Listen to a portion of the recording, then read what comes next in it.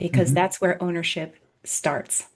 If you want to have a highly productive team, every engineer in your team is a leader, and Hmm. you need to treat them like a leader. You need to teach them how to act like a leader, and that starts from within and getting them to understand what's going on in there.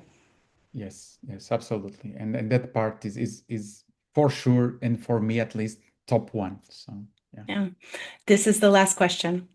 If your inner dragons or dragons, because you have quite a few, Yeah, well, it's a bit could later. speak, what would they say about who you've become and the difference you're making today? Who? Okay. I mean, you said that, and the first thing that came to mind is that they're proud of what is happening. They're still scared, Yeah. and they're happy that I now respect them because I listen to them.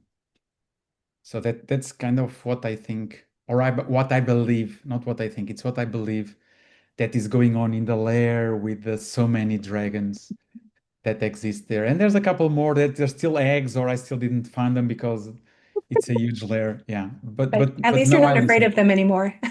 No, I mean th- that's super interesting because I'm very visual, and the way they existed, they were huge and they were dark, and they shouted, they didn't talk.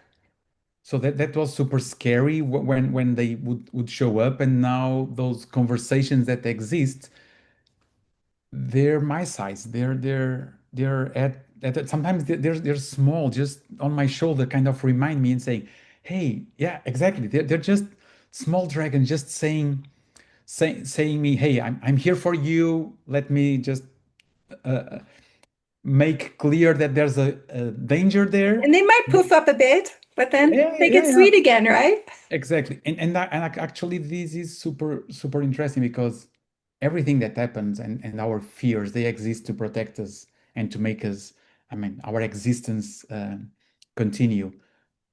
And embracing the fears, it's super scary, but I think it makes it even easier to survive if embracing the fears. So, and this is looks like a contradiction somehow, but that's how I feel currently. So, yeah. Beautiful said. Now we're going to do a quick rating. So from 1 to 10. So 1 is a low number and 10 is a strong number. Mhm. First question. I understand my core values and how they shape the way I lead and influence others. I'm gonna say an 8 because I still feel that there's more. I I want to know. love that. I love it when it's not a 10. It means there's space to go, right? Yeah, there's more to go. Yeah. Next question. I feel more confident and authentic when creating impact or guiding others. I mean that's a 10. I know I can do more, but it feels already so good. Oh, And nice. I feel a huge difference. So yeah. Nice. Next question. I have practical tools to navigate motivation, communication, and growth conversations. It's a 10. All the tools that you used in me and in that program, they're all useful because now I can also use them in others. So In fact, when I was building the program, these are all tools that I used for years with my engineers. mhm. So it's like I just brought in the stuff that I was already doing with my one-on-ones with engineers. So, Mhm. next question. The program continues to have a positive effect on my work and relationships. Absolutely. I mean, if you hear everything I said, it's a 10. I see things continuously changing.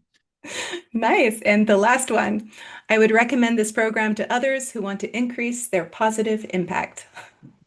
I mean, that one is super easy. I did it in the class. I did it 101.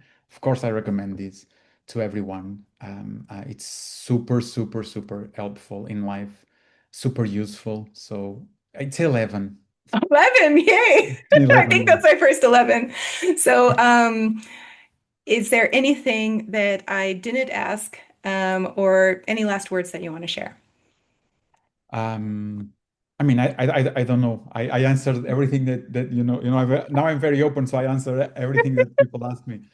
Um, No, I mean, I think you talked a lot, or you covered a lot of the program. You didn't explain the program, but people can reach and read. Even in your pages of the website, it explains some of the things.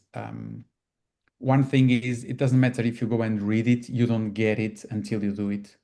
I remember went into the 10, I think it's 10 or 12 topics that were there. I was like, oh, interesting. I'll learn this technique and that. And then you go in the class and they go like, this is not what I was expecting. The sentence of what was going to happen, it's completely different. So Different in a good way? yeah, completely difference because it surprised me being way much more. I was not expecting joining a class to learn things about myself the way I did and to learn who I truly am. This is not what I was expecting. I was expecting techniques to bring to my one-on-ones and to bring to my company techniques. I was not expecting to learn who I truly am, and that part you can't understand it for the lines that are on the website. So you need to go and do it. Yeah, and maybe since you just bring that up, because I almost never talk about it, is there some way or like the methods that I use? Is there something that sticks out that makes it easier to get there? Like something that was surprising? I mean, it's interesting because you give space in the exercises for reflection and to be done, and in the techniques of one-to-one or three people doing something. So we start shy because, oh, I'm sharing something personal with 8 or 10 more people I don't know.